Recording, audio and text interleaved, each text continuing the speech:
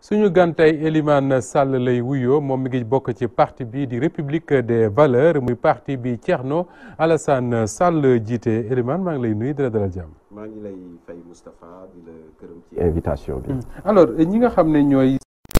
politique xam nañ ne tey jii la daje mu mat at ba Thierno Alassane Sall wane gannaaw Macky Sall ak pouvoir am. at moomulee seen leader lan la ci jàpp ci activité. ñu sant yàlla ginnaaw bi mu ñu mayee kooku di Thierno Alassane Sall génn ci gouvernement boo xam ne daanaka dafa bokkoon ci ñuy xeex ci valeur ya nga xam ne moom la président Macky Sall tegoon ne dañuy dekkal ngor ne dañuy delloowaat république bi valeur mu ànd ak moom xeex mu jaral ko ay sacrifice bàyyi njabootam ñu jëlee ko fii Dakar yóbbu ko Comores mu def fa 6 mois nekk fa représentant wu ASECNA def sacrifice yëpp ba tey ñu ñëw ci pouvoir bi bi ñu ñëwee ci pouvoir bi itam mu ne day ànd ak Macky Sall ci ngor googu ci dekkal ngor googu ak ci loolu nga xamante ni nii moom lañ dige woon avant ñuy falu Thierno Alassane lépp loo gisoon na ko ba muy nekk ci biir te jaaduwul daan na taxaw kaas ko donc ci biir ak ci biti yëpp dafa mës di wax lépp loo xamante ni nii position bu arrangé wul Sénégal la bi ñu demee nag ba nga xamante ni nii tàqalikoo am na mu ne ñëpp ñi nga xamante ni nii bokk naa ak ñoom gëm-gëm bokkoon nañu nas dekkal ngor la patrie avant le parti ñëw leen ñu ànd jéem a wéyal li nga xamante ni nii moon mu nekk suñu pas-pas te gisuñu ko fii nga xamante ni nii falaa nekkoon di ko xeex génn continuer. est-ce que kon mënuñu jàpp ne seen parti bi la du tekki dara loolu li ñu mën a tuddee le parti des APR authentiques ñi nga xam ne la leen taxoon a jóg moom lañ gisatul ak président Macky Sall ñu dem ci Thierno Alassane. bu la neexee ndax dañu jàppoon ci Sénégal les jeunes bu nekk ci politique wala nit ku mën nekk ci politique rek daanaka amuloo valeur xaalis moo la tax a jóg wuruj moo lu dul dëgg moo la tax a jóg mais ñu gis ne ak Thierno Alassane Sall ba muy nekk ci biir ba ñuy wax affaire u mandat ne dañ koy limiter 5 ans 7 ans da ne gor ca wax ci loo waxoon da nga ko jëfe boobu mu ngi ca biiram xaj na nag ñu bëri daawul def tintamarre autour de ça mais lépp lu mu waroon a kaas ca biir ba mu fa nekkee kaas na ko ba génn jotee itam ñu nar koo defal looloo xam ne méngoowul ak intérêt Sénégal daf leen faa tegal seeni mbir tey loolu lañ dajaloo woon ci siège bi ak jeune mouvement bi pour célébrer ko parce que du lu bëri luñ koy gis ci Sénégal. est-ce que kon célébrer wu leen seen défaite parce que bu fekkee ne li ko taxoon a jóg mu waroon dénoncer mooy par exemple contrat bi ñëpp di tudd ci diggante Total ak Sénégal contrat boobu mën na jàpp ne am na ma ngay wéy ba yàggul dara sax gouvernement bu Sénégal publié na contrat bi ñëpp gis ko publiquement est-ce que kon bu ngeen dee célébrer tey li Thierno Alassane Sall posé woon à l'époque comme acte célébrer li ñu doon célébrer du peut-être refus de signature mais du mooyu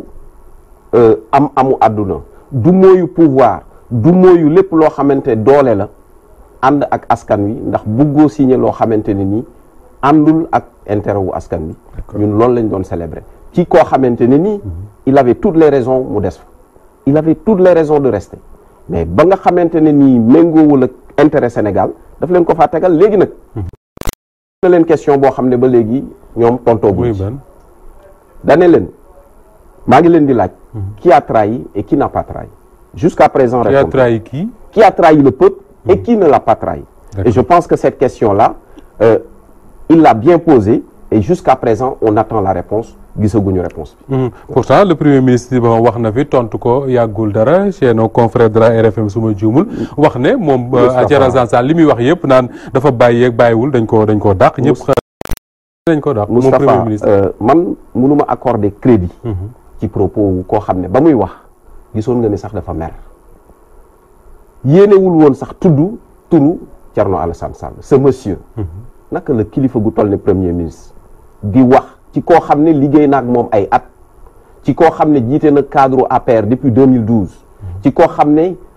station yi mu occupé ci réew mi yëpp ñoom ñoo ko dénkoon mu nekk ak moom ci gouvernement bi ngay wax di ko mépriser kooku vous me le permettrez mënu ma ci répondre. d'accord alors Thierno Alassane Sall kon mu génn ci moment boobu gouvernement bu Macky Sall positionné wu ci position bu leer mooy jàkkaarloog moom nekk adversaire am nekk opposant alors 1 an yi nga xam ne moom ngeen toog dans l'opposition di xool le pouvoir muy dox di dem lan ngeen mën a jàpp ci acte yoo xam ne le président Macky Sall mi ngi koy posé. 1 an après. seen bilan wu président Macky Sall. bi ngeen defee seen président Macky Sall. defe naa xoolee. dañuy jox raison Alassane. ci naka Thierno Alassane. tey boo xoolee dekkal ngor dafa nekk en déclin réew mi tey jaay sa ngor moo gën a yomb nga am valeur yi nga xamante ni nii moo lay xaalis yàq na lépp ci réew mi. mais loolu du responsabilité bu président Macky Sall. mais responsabilité kan la. bu fekkente ne dem amoon na fi avant moom muy ñëw. waaw mais dañ ko fal nag pour loolu. mu jële ko fi. ndax tey ba Thierno Alassane di ànd ak moom. dane ko woon lépp loo xamante waa PDS ak Ablaye Wade ñu ngi ko doon dox. pour que boo faloo ñu jëlee ko fi mais bu fekkee dañu falu loolu tey gën a sampu ci réew mi defe naa ne tey histoire jox na raison Thierno Alassane ñu dem ñu ne la patrie avant le parti loolu suul nañ ko ci suuf déggatoo ko sax waxatuñ ko ñu ñëw ñu ne question de justice dañu war a am une justice équitable amul kumba ndey am ndey ak kumba amul ndey mais tey justice tey la gën a nekk sur la place publique nit ñi di ko critiquer d'ailleurs sénégalais boo wax sax dafay douter ci pouvoir judiciaire bi sénégalais boo ko waxaan danaan doyloo naa sama justice. Et pour yow loolu ay échec gu pouvoir Macky Sall mais bien sûr ñu gis ay magistrats yu démissionné génn wax li ñu wax yu rëy yi ñu wax kon Thierno Alassane Sall il avait bel et bien raison mu dumóoyu foofu parce que du woon place am parce que la mu àndoon tënk ko ak nawleem parce que àndu nawle dafa am solo bu ñu àndee tënk la ñu tënk su ma demee ba ci biir ma gis ne méngoowul ak la ñu tënkoon dinaa la ko wax ci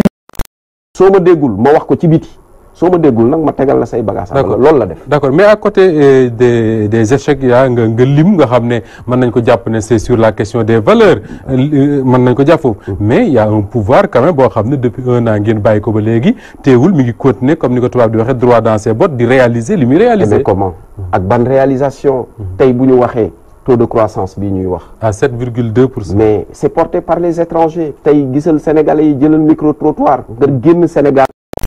ndax tey yëg ngeen yokkute ci seen dundin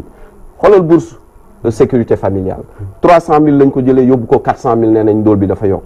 mais ku am taux de croissance 7%. war nga loolu dafa war a wàññi. war nga ruus sax jàkkaarloog sa askan naan leen dañuy yokk bourse de sécurité familiale njàngale mi. il a fallu que première dame ut perfusion ñu sauver année bi c'est honteux loolu mooy croissance ñu ne santé syndicat santé yi ñu ngi donc Moustapha ana émergence bi ñuy woote donc tey réew mi képp ku noppi